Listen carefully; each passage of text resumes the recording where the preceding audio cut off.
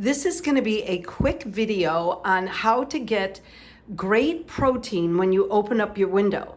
And I'm going to do two versions. One is sweet and one is, I guess you could call it savory. So I'm going to use cottage cheese as the base for both of these. Now I love a good yogurt bowl, but I'm out of yogurt. And so I thought I could do the same thing with cottage cheese. Why not?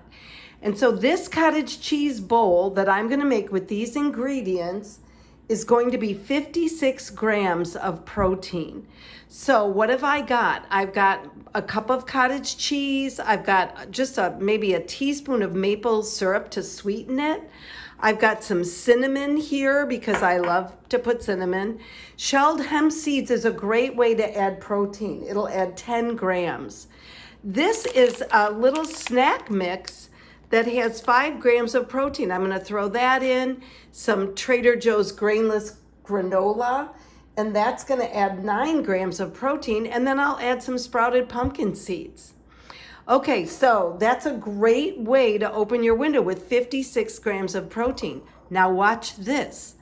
I'm gonna make a snack opener that's maybe not sweet, but more of a later in the day item, or just another great way to open your window. So what have I got? Again, a cup of cottage cheese, that's 24 grams of protein. I'm gonna add a can of this solid white albacore tuna, and that's gonna add 29 grams of protein.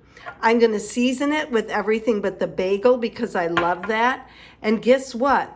I'm gonna throw in these hemp seeds that I threw into the other one. I can do the same thing here and add another 10 grams of protein. And I'm gonna eat it with these pita chips, which 10 of them is 4 grams of protein. So all in all, this little window opener is 67 grams of protein, but a totally different flavor. I love, love, love the versatility of this using cottage cheese.